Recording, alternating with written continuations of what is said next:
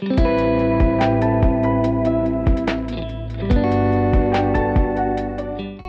to Matcha Morning Club, the cozy lifestyle podcast hosted by your two favorite besties, Alexa and Victoria. Hello everyone, today we will be sipping on an iced matcha with some nice mango and passion fruit? Yeah. Is that what it's called? Something like that. Coulis. And we will be discussing living abroad and all things expat life. But what makes this episode extra exciting is that we have our very first guest. Give a warm welcome to Sabrina. Hello. Hello. It's me, Sabrina. Sabrina is with us to discuss it and also give us a bit of a different perspective because we feel like we come from the same side of the world. So our experiences might be a bit more similar. So we just need someone from far, far away. I actually think, I have a lot of similarities with Sabrina in our expat, whatever you call it, journey.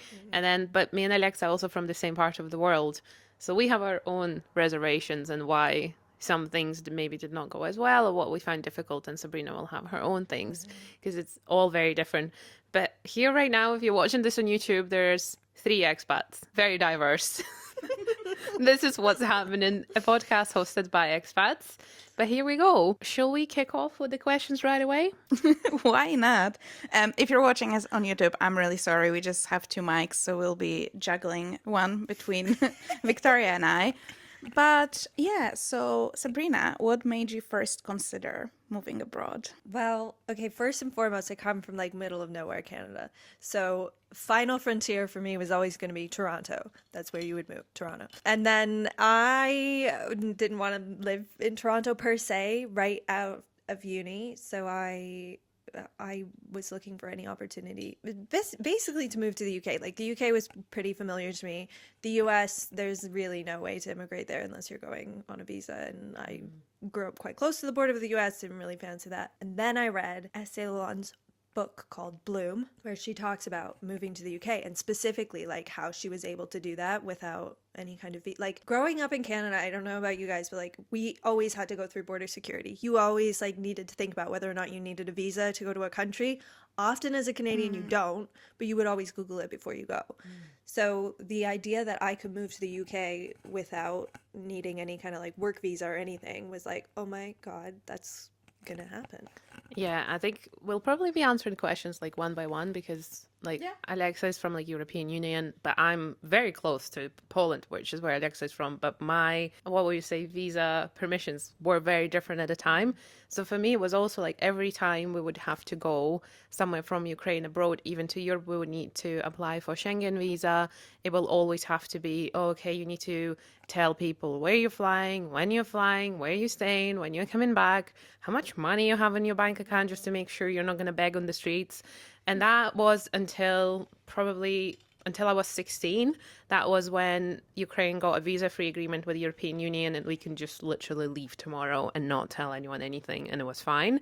So that changed, but it was if you could move somewhere when I was growing up, that was only Poland, and only because the language was so close to it. It was quite easy to apply to university and they will accept you with open arms and kind of stuff like that. Or you can also move to the other side of Ukraine. Yeah, so obviously for me, as we are in European Union, moving around Europe was really easy. So that's always nice. But honestly, the first inkling of me wanting to move abroad was when I was 15, 16 and I was watching Gossip Girl. And I really, really wanted to move to America, which now, no, not so much anymore. But back then, and I was following this Polish girl. She had a travel blog and she went to America and she was an au pair in New York for these 2 rich gay dads, and she was living her best life. And I was like, this is what I'm gonna do. I'm gonna turn 18 and I'm gonna pack my bags and go to America. And then my mom was like, no. She's like, why don't you do your undergrad? And then if you still want to do it, you're free to go. But it was you lived with us. You have no idea of how the world works outside of your tiny Polish town. So I was like, okay, fair enough. So yeah, that was the first idea, obviously. But yeah, how did you decide that this was the right moment? And Edinburgh particularly is the city for you? It's funny you say about the undergrad because, yeah, I mean, it would have been really easy for me to move to the US on like a student visa, but I come from the kind of family where we couldn't afford university. So I went to the local university, and it was like, I also come from like the kind of immigrant Canadian family where it's like, you must get degree.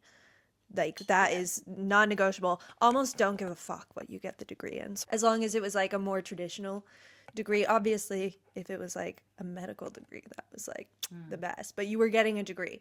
And I was getting a degree without going into debt. So I was working like 3 jobs to be able to afford tuition. And then it was like, once I finished that, I have finished all my familial obligations and I can go do whatever I want. So that was why I moved when I did. I moved immediately after doing my undergrad. I did want to do my master's, and I actually ended up really loving my university and the professors that I worked with there. It was like quite a small program. So I had every intention of doing the 2-year working holiday visa and then going back to do my master's. Obviously we're here and it's like 7 years later. So that didn't happen. But yeah, Edinburgh also is still kind of like tangential to university. I had applied to the University of Edinburgh to do my master's with one of my friends who also applied to the University of Edinburgh because I told her my master plan to move to the UK. And we both got in. Spoiler alert, I could not afford it. She could, but so she came on the student visa and I came on the working holiday visa. I realized I didn't actually say why and when I wanted to move abroad. But similar to Alex, I was lucky enough to travel to Europe quite a lot with my granny at a time. My parents were working very hard and then they sent us on these nice holidays. And since the age of 12, I was like, yeah, I'm meant to be somewhere else. Ukraine was too limiting. And I always knew I wanted to move, but I didn't know when and how that would happen. And again, with tuition fees, like I knew my parents probably like could not afford 4 years abroad. We were thinking like, oh, we can maybe do like 1 year, or like what can we do? So when it came to me applying to university, I stayed in my town, which was still quite a big town, but I managed to get into a French program. So I had a combined degree. I was studying in Ukrainian, and then we had some subjects in French. And then the opportunity came to go on Erasmus to France. And just so happened that I was one out of the 2 chosen ones to go. And that's when I, technically moved to Europe. I moved to a place called Le Mans in France. And then I was supposed to stay there. But all the funding got pulled from the Ukrainian program. So we were like, oh my gosh, okay, here we go again. Because I had the scholarship. So my parents actually didn't have to pay a penny for me apart from like €100 visa fee at the time. So we thought, okay, well, if we have to pay, where are we going to pay for it? And that's where the idea of the UK came from. And yeah, here I am also 7 years later. So I think we now moved, to get into Edinburgh. What about yourself? How did you end up in Edinburgh? So it's a bit of a long and convoluted story, I feel like. But one of my childhood best friends has a twin brother, and her twin brother came to Edinburgh Uni to study. And I think it was like March 2016. We came together to visit him for like a week and just see Edinburgh and whatnot. And it was great. And one night we went to a party and I was drunk and I went the classic, I think I could live here. And his flatmate goes, oh, I need to sublet my room for the summer. Do you want it? So drunk Alexa goes, sure. That's what we're gonna do. And then I went back to Poland and he called me like 2-3 weeks later and he's like, right, well, do you want the room or do I need to look for someone else? And I was like, I guess this is what we're going to do. So I decided I'm going to come here for the summer. That was supposed to be my summer experience. So in Poland, master's degree is 2 years. So I just finished my first year of my master's degree, which I absolutely despised. And it was god awful. I was like, I need a break. I need a new experience. I need to practice my English. I'm going to go, I'm going to find a job, I'm going to live my best summer in Edinburgh, and then I'm going to go back. And here I am 9 years later. So obviously, we all really liked Edinburgh. In fairness, I lived 6 months in Spain and a year and a half in England in that time as well. So I moved a bit. But I loved Edinburgh so much I came back every single time. Okay, Sabrina, now that you've said that you've completed all your family obligations, right? You finished uni and then you decided, okay, I'm going to go. How did you go about telling your friends and family that this is what you're going to do? And what did they say? I actually used it in a fight with my mom. Which I don't remember what the fight was about, but I had been like, well, whatever. You can't tell me that next year when I live in the UK. And she was like, what? Like, what are you talking about? My family would have known that I think my mom was just glad I had a plan. She actually, the fight was not a big deal. I was just being probably a bit of a brat. But I do remember that being like, I was like so scared to tell her. That was probably the only reason I brought it up while we were arguing. But she was like, oh, okay, what do you mean you're moving to the UK? And I was like, they have this thing called the youth mobility visa, and I just need to have this amount in my bank, which is way less than I've been saving for tuition, by the way, so I can do it. And Kara's going to apply for a master's, and I'm going to apply for my master's. My mom was like, girl has a plan. Like, yes, okay. Fine. Amazing. So she didn't really care. I have absolutely no recollection of telling any of my 3 siblings. I remember Just telling leave. my Nona, she was like, Edinburgh? She was Italian. She was like, what's Edinburgh? And I was like, Edinburgh. And she goes, oh, Edinburgh. And I was like, okay, yeah, there. Oh my and she God, goes, so- you vagabond. I was like, okay. And that was it. I mean, no one was ever that surprised by it, I don't think. Yeah, they just accepted it. I think I also grew up with like quite a severe anxiety disorder, and I think my mom was like, I'm not going to show any emotion to this, no emotional reaction, because if you can do this, you're going to do it. So you don't get anxious and then Yeah. like decide not to. Yeah. For me, it was, I don't remember, like I had a good group of friends in Ukraine at the time, but then also it's like everyone knew I had been working towards it, like whether it was France or somewhere else. And because I was already in France for nearly a year at the time, it wasn't like a surprise that, oh, she's just going somewhere else. It was like, okay, well, UK or France, wherever, it's still not in Ukraine. My mom had probably a tough time, like just accepting it. And I think because the first time I left, it was a scholarship, so she was like, well, it's education, so she has to go. It's not like because I just wanted to. A girl needed to complete her education, and she had this amazing opportunity. My parents were always, I feel like we will do an episode on Eastern European upbringing because this is very important in this case. I always had to do well as like a daughter of my parents. So for them, it's like, oh, she's going to France on a scholarship. For them, it was like, she's doing well. We're very proud. So she's going. And it was the same when it came to masters, and all my degrees, either like first class or distinction. So it was always like there wasn't a sadness behind it because she's going and doing something. I think my mom had maybe slightly tougher time accepting it when I told her I want to stay in Edinburgh forever, because she always thought, oh, like she would always tell me like, oh, you coming back? Like, I've got a job for you. Do you want to, like, I'll get you this, I'll get you that. I was like, Mom, no, I want to be here. And that's when I felt like she had like a delayed acceptance, like 2 years delayed, but whatever.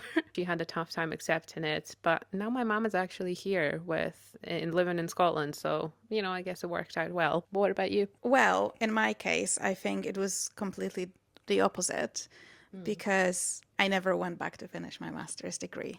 So obviously when I told my parents I want to go, my dad wasn't amazed because my dad, like, I'm 32 this year, and my dad still tells me to text him when I come back from a night out. So yeah, so he was like, she's gonna die there. But surprisingly, no, like, obviously I was like old enough to take care of myself and I'm still here in one piece. But so I think for him, it was just the fact that, like, if something happened, there is no way for him to just go there and help. After the summer was over and I obviously had to tell my parents that I don't want to go back, that was really hard because obviously that was the disappointing part, because it means I need to, originally I said because you can take like a year break from your degree. So I said, I'm just going to do that. But it still required me to do some like uni work to be able to do that. And I was just like, I just don't think that's for me. I think I'm just prolonging the inevitable dropping out of that degree. I just decided to drop out. And I think that might have been a bit disappointing because I don't know how it, like, at least in Poland, I know here it's different. Like, a lot of people just do their undergrad and that's fine. But in Poland, if you don't have a master's degree, it's like, are you not smart enough? Are you not ambitious enough? Like everyone and their mother have a master's degree, which also defeats the point of a master's degree. But yeah, so I decided not to continue with it. And it worked out fine. And I'm sure my parents are like happy now. But yeah, back then they were not amazed. And I think because like you both said, you had that plan. While I was like, I don't know what I'm doing. I'm just going to drop out of my degree and find somewhere to live, because obviously I had to move out of that accommodation, continue working in my little souvenir shop until I figure out what to do with my life. So yeah, it was a bit different. My friends weren't surprised though. She was like, yeah, well, there she is. Right. Did you have to do a lot of research? I'm assuming you do, because obviously you both needed visas to come. So I'm assuming that process of like preparation and visa applications and all of that would have been very different for you than it was for me. Yeah, so for me, it was like, it wasn't as hard as I thought it would be, because I had already done it once for France. So I knew like I needed a student visa, I knew how much it cost, I knew you needed an offer letter from a university, which I had, and then it was like £400 or something it cost. I had to go with this agency that usually helps like either bachelor students or still school students to apply to universities abroad. So they make sure they have the right English test. So I had to do IELTS test. Then you need to have like all your school records, all your like uni records, everything translated, everything notarized and all that kind of stuff. And then they submit it all for you to the uni, and then you receive your offer and then you apply for a visa. So I found the process quite easy, because we just paid money to an agency who would have done it for us, which is kind of like the same what we do now with our current visas. So for me, I would say it was pretty easy. I have to be honest, I did not do much research in terms of like the cities where I was going to. I was very like, I'm 28 now, and that time I was 20, and I was like, yeah, wherever, Edinburgh or Coventry, cool. So like I applied to Heriot University here in Edinburgh into Coventry University just as a backup. I really wanted to go to Heriot, but I applied to Coventry only because it was suggested by the agency, because they had a lot of like Ukrainian people there. But my dad was always against me getting into like a group of Ukrainians and being stuck there. So Heriot was the goal, and I actually got my offer from Coventry first. And then Heriot offer came 3 weeks later, and I was very worried I didn't get in. But then I did. And I literally moved to Edinburgh with 2 massive suitcases without a care in the world. I was like, we'll just figure it out.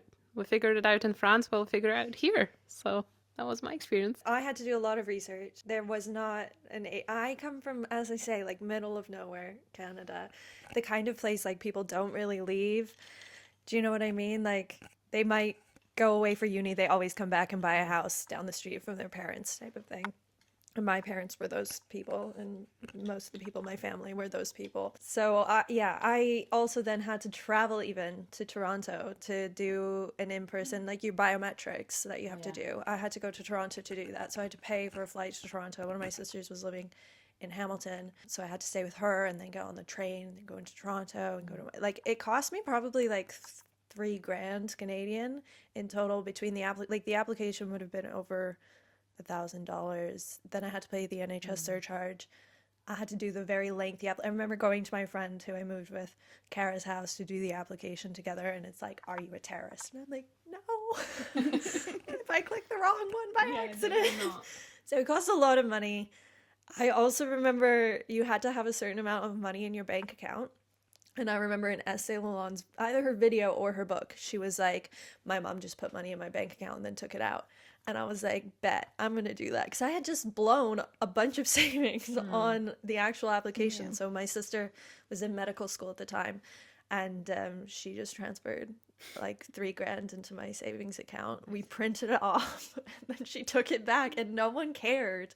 They've changed this now. But that was insane to me. I did have a lot of savings by the time I moved. But I needed to apply with like 3 months notice. So it was crazy. I had someone in Edinburgh who's a friend of my sister's friend who reached out to me. As soon as my sister found out, she told all her friends and they told their friends. This is how unusual it is that someone in the news does something like this. And she was like, she reached out to me on like Instagram or Facebook or something. and was like, this is the bank account that I use, because it's impossible to get a bank account in the UK if you don't have an address, or I was freelancing for the first year. So she sent me like, it was like a Monzo type of thing, and I got all my stuff sent to her house. And then she met up with me after I moved to give it to me. It was so much easier than otherwise. My preparation included buying a flight. And that was it. And packing, literally, it was obviously pre-Brexit, so it was very easy. You didn't have to do anything. You literally just packed your bag, got on the plane, and that was you. So yeah, I genuinely, it's crazy to think now, because obviously now after the Brexit, I think it's much, much more difficult to move here. But back then, like it's so interesting to hear like all the things people, like, I don't know if I'd do it. I don't know if I'd have the drive to like push through all the like visa applications. I think I've done it because it was like done on a whim, and I could do it on a whim because I was like, okay, here's my one-way flight by parents. They took me to the airport. I just boarded the plane and here I was. And yeah, that was that. So completely different experience. But yeah, like as you mentioned, maybe it's worth touching upon all the like things you have to do when you actually get here, like figuring out NHS and getting your national insurance number. And obviously the banking thing, oh my God, what a nightmare. Because they're like, well, you need to have an address.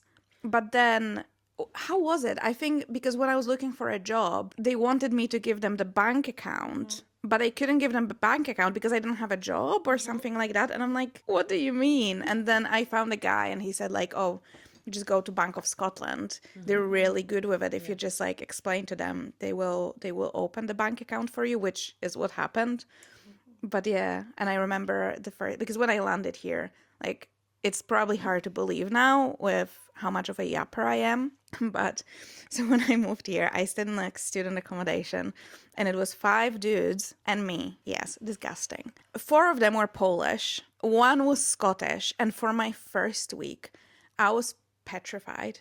Like I was so scared of him that I'm not gonna understand what he's saying. So literally, if he was in the kitchen, I wouldn't leave my room. And then one day I was in the kitchen and he left his room. Clearly he didn't know the rules of this game. And he started speaking to me, and turns out I could understand him. But honestly, I was so scared of him. And it was the same when I had to call to schedule my national insurance appointment. And I spelled my surname on a paper and like spelled it to myself multiple times. And I was like, so honestly, it took me like 15 minutes of mental prep, and then it took 5 minutes to just do it. But it's so funny how in comparison now, how easy all these things are. And I mean, they are easy in general, but like back then it was just so terrifying and so different. I do have to say one thing about prep now that you mentioned about the Scottish accent. You will hear, like, you've been listening to the podcast for a while, so you know I have a bit of a weird twang. My prep for Scotland included watching all available seasons of The Outlander. I firmly believed that if I watch all this Outlander stuff, I will be very good at like understanding Scottish people. I don't know if that helped. It probably still helped in the listening part. And then the first day at uni, we had like an induction or whatever, and you get like lectures from police officers, from the dean, and all of that kind of stuff, or whatever they call them now. And I remember the first thing that we had like a police officer come in, he was explaining that you need to do your police registration or something like this. And his accent was the thickest I've ever heard until like, it's been 7 years. I've never heard anyone with a thicker accent than he had at the time. And I thought, oh, if this is how it's going to go, I am done. I was like, I could not understand anything he said. Quite a lot of people that were sitting next to me, they had like a classic Edinburgh accent, so they explained to me like what he just said. He literally spoke for like 5 minutes, but my brain was like, sorry, what? So I got super anxious and worried, like, oh, if this is how my lecturers are going to be, I'm like cooked. And then our Chris, who was our course leader, came on stage and started talking. And the guy with the classic like Edinburgh private school accent that I understood every single thing. And I was like, phew, okay, Outlander was useful. Like I could understand. He had that little bit of like the Jamie's accent going on, so I was calm and I was like, okay. But that guy from the police, he terrified me because I don't know where he was from. Now that I'm trying to remember, maybe something like proper Aberdeenshire, Yeah, like Dundee accent thick in there. Dundee. Very difficult to understand. I still struggle with it sometimes. So that was the bit of prep that I feel like I had to mention. You're both coming at it speaking a second language. I moved here. I remember calling the job center and not understanding what they said to me. And we speak the same language. But I think it was also like the anxiety. Like I wrote out my last name, people always spell wrong. Obviously the job center needs to get it right. I spelled it out before I called them. I'm now like second nature. I'm like Nordland, Nordlund. Please put Make that down sure, correctly. But yeah, I remember also I moved here with a friend.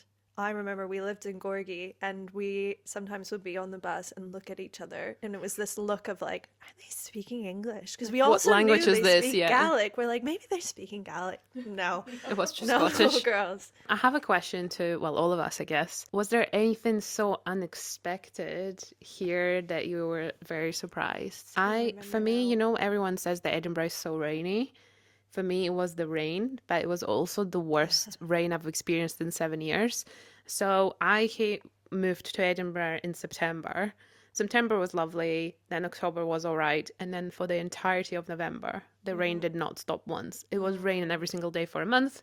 And that's when I was like, oh, I don't actually know if I can handle this, because that's what people say. But then now, 7 years later, we haven't had it that bad. Like we had hurricanes that would last like a week. So if someone tells you that Edinburgh is very rainy, this and that, it's not true. Like, yes, will rain sometimes for 3 days straight, but then it comes back and it's fine. I don't know. I mean, I won't keep it on the weather too long, but I do remember my roommate really struggled with the wind. Like we come from somewhere with quite extreme weather to begin with, but the fact that it is always windy, and that would be the one thing that really shocked me was about a year. I moved here in September. By the next September, we had 2 days of what I would consider summer, and one of those days was on my birthday, July 25th. I'll never forget. I got the day off from work at the last minute because it was supposed to be sunny, and it was my birthday, and I went to Portobello, and it was 27 degrees Celsius, and it was across the news that it was the hottest day on record, and I was like, but it's still kind of cold, guys. Like, it's still not that warm. And that was a harsh awakening for me, the Scottish summer. But now you're used to it, right? So now 27 is like... No. We had 27 recently, didn't we? And I remember my friend texting me being like, gosh, it's so different in Scotland. It's so much warmer. And I'm like, it's still cold out. Like, it's warm if you're sat on a bus. But if you go to Portobello Beach, the 27 degrees is cold. I mean, I almost died on that day, so... In fairness, I was walking.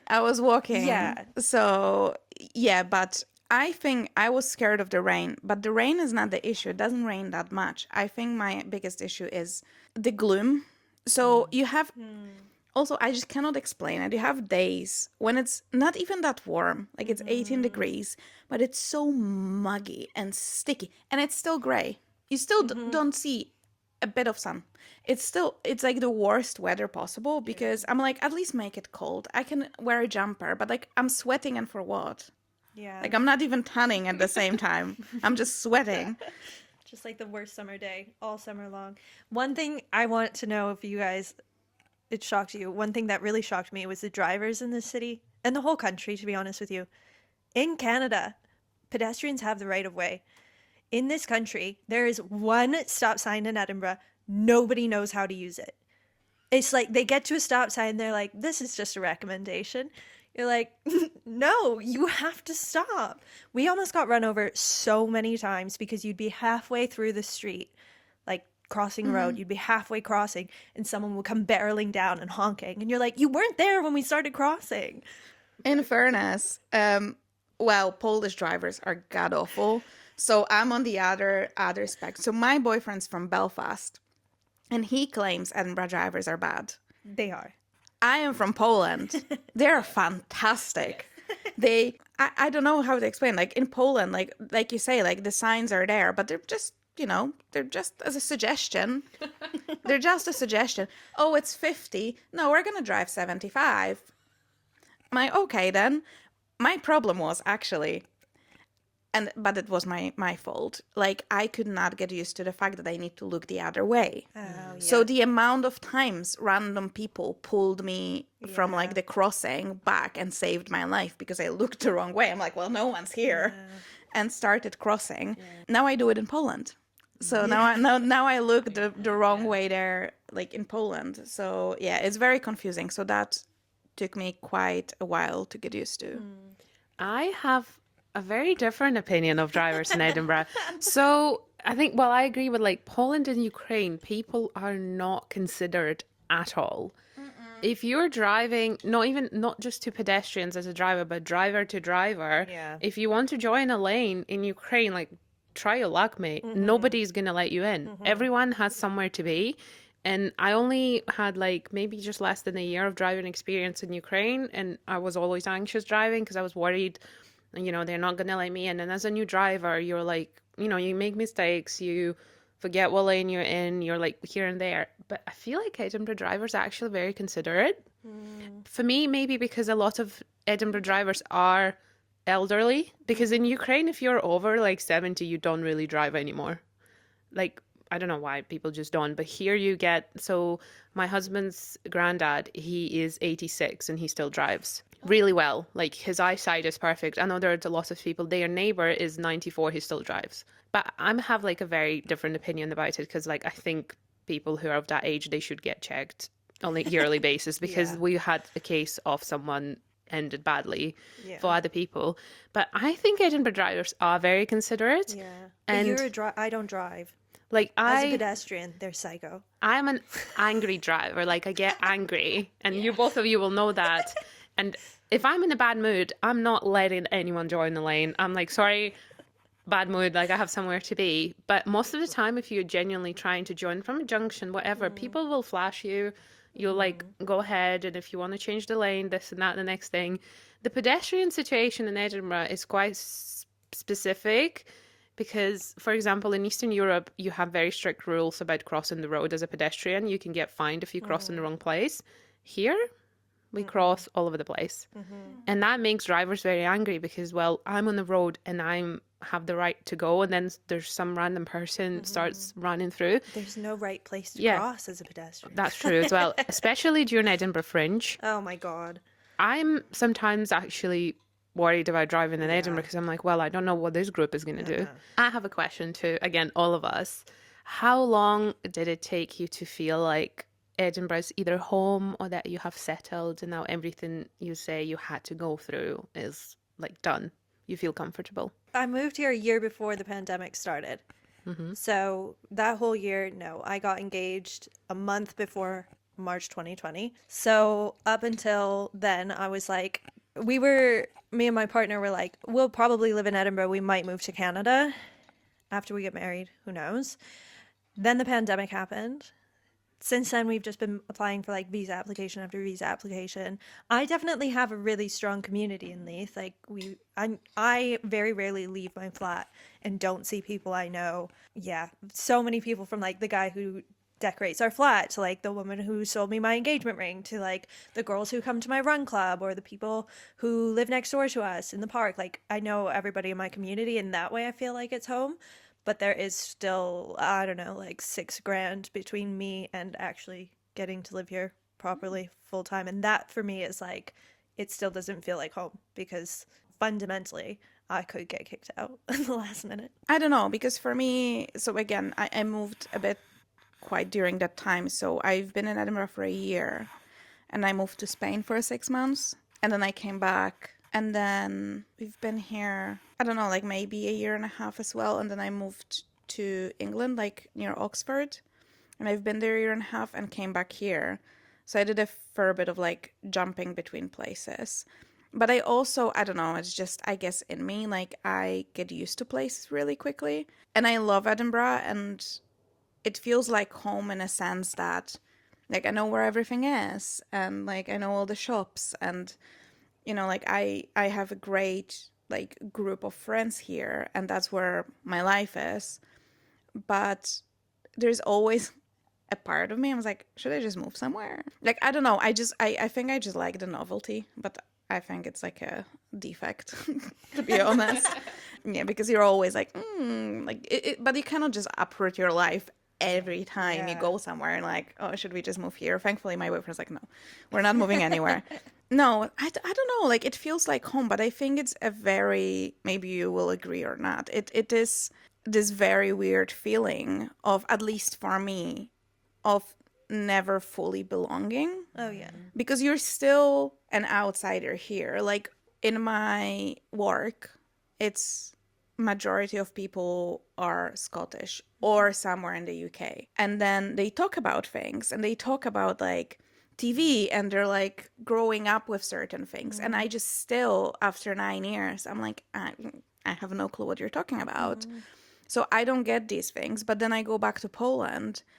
And because my whole adult life was here, my friends talk about like their jobs in Poland and how things work there. And I'm like, I have no idea what you're talking about again. Like, I cannot relate. So I feel like there's always ways when I will not be able to relate in either place. So I'm just in this weird limbo. I think it's just the cost of moving abroad. Yeah. Like, I totally agree with everything you just said, because well, it took me maybe somewhere between 2 and 3 years to feel like Edinburgh is my home. Edinburgh is my base. But as like you said, like the things that, so for example, take a Scottish wedding. When you go to a Scottish wedding, at the end of the night, they put these Scottish bangers on and these dances, and I want to know, but I don't, because it's something they've all been hearing since they were kids, and there's like different things, and I'm like, well, yes, I've heard them at a couple of weddings by now, but I still can't like go out and, you know, do all of these things. And the same when people talk about cartoons they watched, because we grew up on completely different stuff. Yes, Disney is a bit of a common thing, but everything else is very different language as well. So for me, that's just this one tiny part that will always be different. But maybe when I have kids, that will maybe fill in, and maybe that will be complete. You go to Poland quite often, well, at least 2 times a year, right? I haven't been to Ukraine since 2020. Will be 5 years in August since I last been home, which is very sad, but I made a conscious decision not to go. Like, I'm just not taking that chance of something landing on my head, which a lot of other people do. And that kind of helped in a way to feel like Edinburgh is now home, because, well, I can't really come back to the other home now. And I think another part is also family. My husband is Scottish, and his family has been so welcoming that I feel like a genuine part of the family. I don't feel like, we are very lucky now to both have our parents here. So it does feel like we have this whole family, because I know for a fact if we had both been here and our families were somewhere else, it would have been a lot harder. Because I know if something bad happens, I can always like phone Michael's dad and be like, can you like do this for us? So I would say sometimes I sit and cry about Ukraine when I see like a song or this or that. The other day I found this choir from Lviv, which is a city in Ukraine. And it's the most beautiful songs like I've heard in Ukrainian in a while. And all I want to do is literally just go to Lviv and see them, but I can't. And it made me really sad, because I feel like I connected to my inner Ukrainian, I guess. And I was like, felt really, really sad. But then also, Edinburgh doesn't make me feel like I don't belong in a way. Like, I have so many friends and I worked really, really hard I've been friends with both of you for years. And for me, moving somewhere else means I need to start it all over again. And I don't really want to do it. It's not just about visa applications and spending £10,000 on another immigration journey. It's like the people. I think you were on the money about family too. Yeah. And like, we don't have, Angus's family don't live here. They live up north. I definitely feel like Scotland is home. Yeah. But Edinburgh itself, I'm like, Scotland is such a small place compared to Canada that I'm like, Edinburgh, I can always come back to. But is it necessarily where we're always going to live? I don't know. I just got to say it. People keep telling me where Fife is. People hear me talk and they go, American tourists. And the amount of times I have to have the same conversation where they go, where are you from? And I go, Canada. And they go, oh, thank God I didn't say America. And you go, yeah, okay. And I go, where are you from? And they go, it's kind of close to Edinburgh. It's like in Fife. It's just, and I'm like, you don't need to tell me. I'm like, this is going to be the rest of my life. I'm going to have the same conversation with people from Fife. Oh, that as well. Everyone now, since obviously the events in Ukraine, every time I meet someone and I tell them I'm Ukrainian, and they all now automatically assume that I moved here whilst in 2022 when the war started. And it's kind of like, okay, like it's a fair assumption because a lot more Ukrainians moved. But I'm like, I'm not of that group. I actually saw some Ukrainians have this conversation with someone. They're like, yeah, we're from Ukraine. They go, oh, and they go, no, we moved here like a long time like ago. it was my decision. It was my money who got me here because my parents did not pay a penny for their visas, which I'm very jealous of.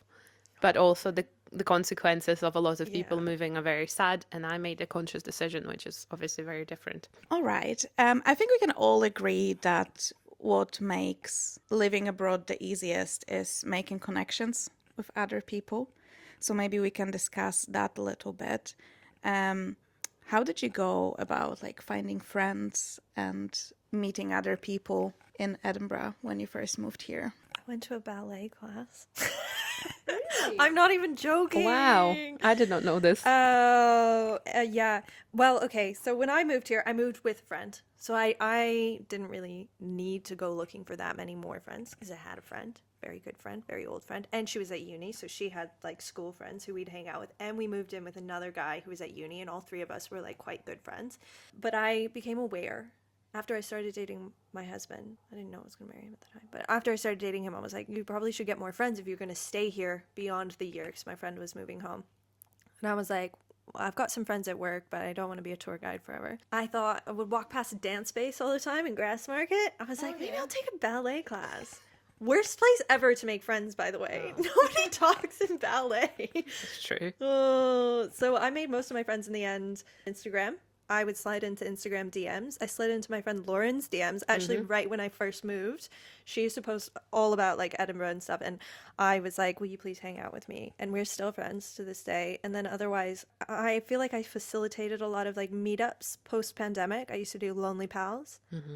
Made at least one friend that way. Now I do a run club, make friends that way. I make people hang out with me. I don't remember, like, for the life of me, how we met the first time. No, I know. I try and think about this sometimes. It's come up before. I know, like, I followed you for a while. And I don't know, was it like, let's just go for a coffee? Or was it actually like an... Anyway, I don't know. I feel like it was an event because I feel like if it was a coffee, I would remember it. For me, it's very similar too. I didn't go to ballet, but to be fair, I think because I started my journey in Edinburgh with being at university, I had some uni friends, but they were all, 90% of them were all from somewhere else.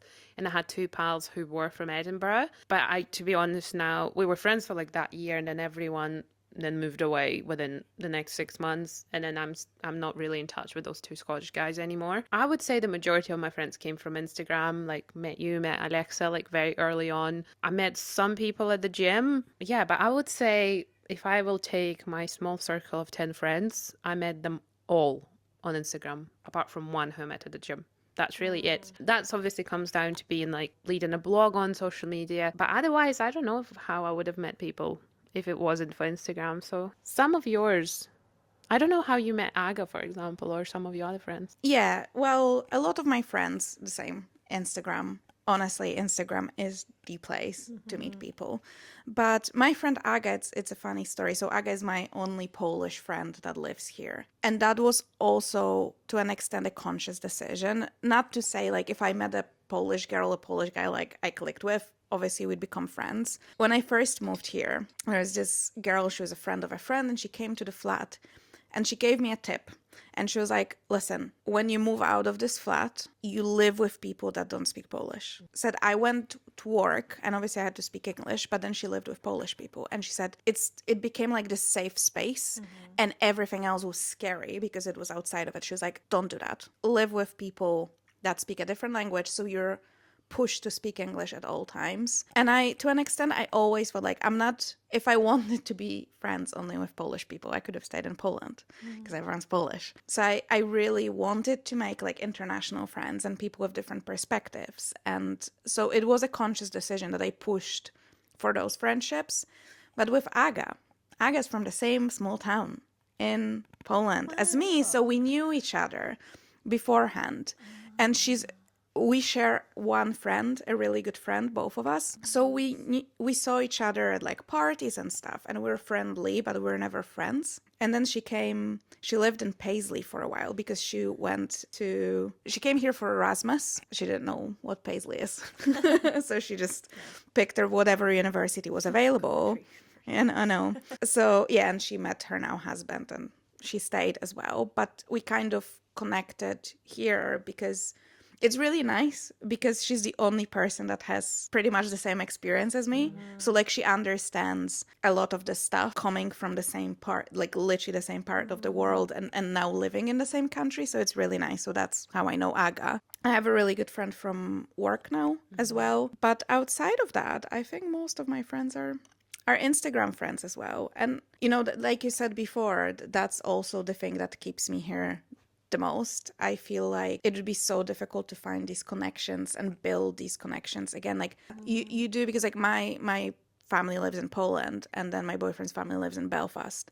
So we don't have anyone here. But I still have this feeling like I just know that if something happened, I have people that would come and help. Like even when like Cameron was going to Belfast and I was alone, I was like, oh, if something happened to me, I can call Victoria, I can call Stephen, I can call anyone and someone will come and help me. Yeah, I don't know, it's just so important. And I feel like I could not build this, or like not for years and years of living somewhere else to have these connections.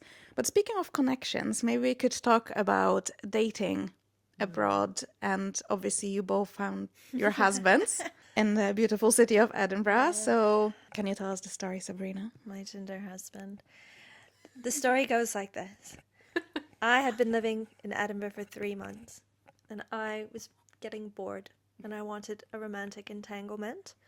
And then I went on a holiday in November, I want to say, to Ireland. And I walked the cliffs of Moher, took a bus out to Doolin, took ages, walked the cliffs of Moher, and I got lost. I electrocuted myself on a fence. And then a really hot Irishman like came over a hill and walked down towards me, and he was like, "Are you lost?" And I was like, "I am." Are you lost, baby girl? Literally, we had a great time. He showed me this like lovely viewpoint of the cliffs of Moher. He gave me his number, and I just straight up never texted him. But I did write a blog about it, and it was really successful. People read it and they loved it, and they were like messaging me on Instagram about it. And then I was like, wow, this performs really well. I should write more of this. So I was like, I'm going to be a modern day Carrie Bradshaw. I'm going to blog about dating in the digital age in Edinburgh. And I went on a singular Tinder date with my now husband. And there it ended. That was it. It was the beginning and the end, but I did get a good few blogs out of him. So. Nice. So I had my fair share of Tinder horror stories. Well, maybe not quite horror, but you know, why not stand or catfish or whatever. Like I've went through the shit basically before I found a diamond or whatever. I was in a relationship for 4 years before I went to France and then to Edinburgh. So I was like, oh, let me experience all of this. And I've never had this like, okay, like boys from abroad and stuff, very different, always been dating the Ukrainians. Did not know what Tinder was when I moved. And then I had no idea. Like, I don't think it was a thing in France or Ukraine at the time. And I feel like dating apps were fairly new in 2018 as well. I'd been on those, okay. Yeah. So, and I was on the bus with one of my classmates from uni and she said, oh, like, there's this app called Tinder. I'm like, okay, well, let me install it. And I was like, okay, set up my profile, got some nice pics, and obviously started chatting to boys. I do not remember who was my first date, but there was a few. And then I found this guy who was an army boy at the time. He was really lovely. He asked me to be his girlfriend after like 1 month. And then he absolutely shattered my heart and my mental health. Within 3 months, he called me a psycho, etc., etc. Yeah. And then after that, I went on a very conscious phase of I'm going to date as many men as I want just because that kind of vibe. Find one, dated for like a month, then went on a couple of dates with others. Some of them were absolutely horrible rugby boys. If you are into rugby boys, you will know what I'm talking about. I have a few friends who are into them and still stuck in that vicious circle. I do not recommend a rugby man to anyone. And then on a beautiful day in April, I was so sick of Tinder. It was but by that point, it would have been about 8 months of me being on Tinder. So it's a very long stretch of time. I was like, I'm going to delete this stupid app today. And then for that one day, I decided to extend my like reach. You know, you have like 5 kilometers, 10, whatever, 15. So I put it to 15 kilometers instead of 5. And on that day, I matched with Michael, who was living in Rosewell, which is about from where I was living at the time in Brunsfield, which was about like 10 kilometers or so. So I matched with Michael. We moved to WhatsApp fairly quickly. And yeah, that was my very famous last day on Tinder. 2 months into dating him, I not only deleted the app, but I deleted my account altogether so that I will not come back. And yeah, 5 years later, well, 6 years later, 5 years married this year. Wild. But he was different. Tinder at that time already was full of fuckboys. Yeah. And post-pandemic, it only got worse. So I have no idea how single girls are doing at the moment, because it's not a nice place to be. I don't think being single in 2025 is... I feel like you're either single for years or you're just dating trash.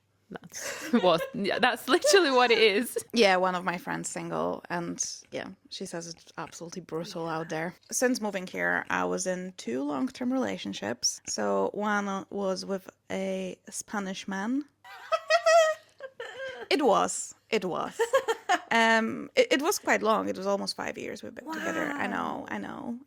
And yeah, that's why I lived in England, because we moved for his job, and then we split up, and I moved back here. He's God knows where. Maybe there, maybe not. Who knows? It's quite quite funny, because I work in a company that hires quite a lot of engineers, and he's an engineer. And I was like, anytime you hire someone, you have to tell me the name in case he has a deranged idea to come back here.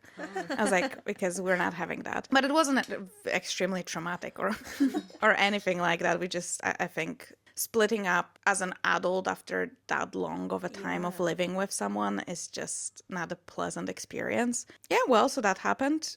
I think in general that would be my tip, not to generalize, but if you want a very settled relationship and potentially marriage, I would think twice about dating a southern boy. Yeah, I would. I mean, I have a good friend who dated a Spanish man for 3 years, and then he cheated on her. I think like southern boys are fun for a short amount of time, but I have like a couple of friends who are Italian, and I can totally see how you can have like some fun with them for a few months, but I just for the life of me do not see it long term. And I don't know anyone who's married a southern man and stayed in a relationship. So if you are one of them, please DM us and let us know, because I would love to hear a lovely love story. Southern boy success story. Yeah, to be honest, I think it's also a cultural difference, because they do get married much older. So yeah, like around 40. So obviously, which I can get, like in their head, they're like too young to get married, because culturally everyone is still not married at that time. And I think their idea of marriage is completely different, because my ex has a sister and she was with this guy for like a decade. And she said, for example, I never want to marry, like I never want to get married. Like I want to have children and stuff, but I don't want to get married. Like it's just unimportant to me. So obviously might have been a difference in life expectations there. But then I met my lovely boyfriend at my friend's wedding. Because my childhood best friend married his childhood best friend. So we went to the wedding and we met there. But we had like a good chat, and I was like, oh, he's a nice guy. And I feel like when you're in a failing relationship and you look at someone, you're like, oh, he's a nice guy, as in like an actual, oh, nice man. The other one's like dying. So yeah. Then, like, obviously, my previous relationship ended. I moved to Edinburgh, and then we met again on New Year's Eve. Ooh. Very romantic. And then we started texting, and then he moved here. And here we are 3 years later. So, I know. It was crazy, but yeah. So, yeah, for me, like, how would you feel about dating, like, a Canadian guy in Edinburgh or a Ukrainian guy in Edinburgh? I mean, I don't have any Canadian friends. I was thinking this when we were talking about friends. I don't have a single Canadian friend in Edinburgh. They're definitely here, but it's a working holiday visa. Like they're here for 2 years. They're here for a good time, not a long time. I don't think there was any chance of me dating a Canadian man in Edinburgh and having it turn out to be a serious thing. I would have had to like bring him over. Yeah, same. I've only ever dated one Ukrainian guy and was in a very good relationship. So I have like, I know there's good men out there, obviously, but if you were to offer me like 10 nationalities, Ukraine will be at the bottom, to be honest, because I feel like we still sometimes have quite basic beliefs about some things in Ukraine. And also, there's not that many here either. It's a lot more women for obvious reasons. So, like, it's easier, especially in the last 3 years with the war. It's almost impossible for like a young and healthy man to actually leave Ukraine. So that's very different. But yeah, no, I think Scottish men do me just fine. One man. One Scottish man. One, okay? So as we are wrapping up slowly, how do we think moving abroad changed us as people? I don't know if this is a controversial opinion in general. An unpopular opinion of sorts. I think everyone should move abroad. Not fully like forever, but honestly, like even for what my original idea was for the summer, I think it's such an amazing experience to step out of what you know so well, and it opens your mind, and like travel does that as well. But I think getting to live somewhere, getting like enmeshed with the society and seeing like the little things that people do and how it works is just, honestly, it's such an enriching experience. I would recommend it to everyone, especially maybe like coming from a small town, like the kind of everyone knows everyone and nothing ever changes. And, you know, the dating pool's like very, very small. And it's just like, it kind of, I don't know if it's like also a Polish thing, where in Poland, we're a very weird country in a sense that everyone's Polish pretty much. Everyone's Catholic pretty much. So you don't get to experience people with very, well, not different opinions maybe, but like different ways of life. And that's something I loved about Scotland. And I think it opens people's heads because, like, again, coming from a country where there's so little difference, I went into a job where we had people that were of completely different nationalities and backgrounds and beliefs, and we all worked together, and it was absolutely fine. While in Poland, maybe some people are like, oh, that doesn't work, because you just don't know it. You cannot imagine it working because we're all the bloody same here. So yeah, I absolutely loved it, and I think it just changed me completely as a person. Also, the amount of growing up, I don't think I'd ever be this self-sufficient if I stayed in Poland, because even when I moved out for university and I lived on my own, my parents were 45 minutes drive away, and they would always come and bring me some food. And I like that, knowing, like I said, that if something happens, it's on me. It's completely different. That was, I think, when I moved here, that was I was 22, and that was the first time I felt that I was being an adult. Because my mom is not going to call the doctor and set a visit for me. My dad is not going to come and help fix a leaky whatever pipe in a flat. I have to, like, everything's on me. And it proved to me I can do it all. I can do it all. I just wasn't doing certain things because I had this comfort of leaning onto people. And I'm not saying that's wrong, but sometimes you just need to take yourself literally out of it and put yourself to show yourself how much you can do. Because I have this belief now that, like, no matter how hard things get, I know I can do it because I've done all of these bits already, and I learned all these things about this country, and like I bought a flat here and I changed my jobs and all of that. So like I can just do it, and I think that's like the biggest. I very much agree. Like, well, I moved quite early. I was 19, 20, so for me it wasn't like, part of growing up was done abroad, and I was always quite independent. So for me, it wasn't like I was just used to figuring things out on my own, and it wasn't like, I didn't find it mentally difficult. I developed my mental health issues when I was here already. So before that, I was like just getting on with things. I wasn't anxious about going to like French bank. I wasn't anxious going to Scottish bank, whatever. It was all fine. But I think if someone has an opportunity to move abroad for 3 months, for a year, and even if you don't stay, it's the experience that you never get anywhere else, I would really recommend it. My husband does not have that experience. And sometimes when we talk about certain things like experiences, or how it took me a lot convincing him to move 15 minutes away from his dad. Like, he said, oh, I need to be close to my dad. I'm like, yeah, 15 minutes is fine. Even an hour is fine. Whereas I was 3,000 miles away from my parents.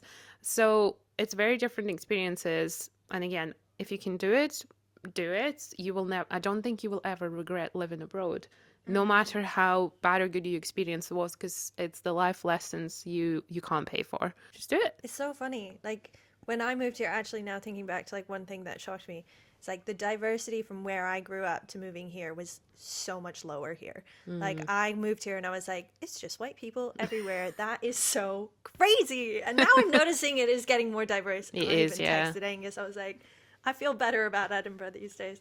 It's good. But yeah, it was actually like jarring to me when I first moved here. And I was also like quite independent as well. But I did have a very severe anxiety disorder, specifically about traveling. Like when it came to moving here, I knew that that was what I was going to do. So I wasn't actually that anxious about it. After moving here, I think, you know, I talk to people back home now who also had similar anxiety disorders. And like that's something that we both experienced maybe when we were working together or when we were in high school together. And they're still really struggling with it because they've just not found something that's made it almost like worth it to like go through the worst of your anxiety to come out the other side. And it's, for me, it wasn't even like having to go through the anxiety turmoil of like getting on a plane or anything like that. It was just like the confidence of knowing yourself. Like you were saying, like, I can handle these things. I know I can handle those things, but I wouldn't have wanted to. Yeah, I otherwise. wanted to move abroad. So I think we covered so much today. So this is a much longer episode and we hope you really enjoyed it. We just wanted to thank our wonderful guest Sabrina for being with us here today.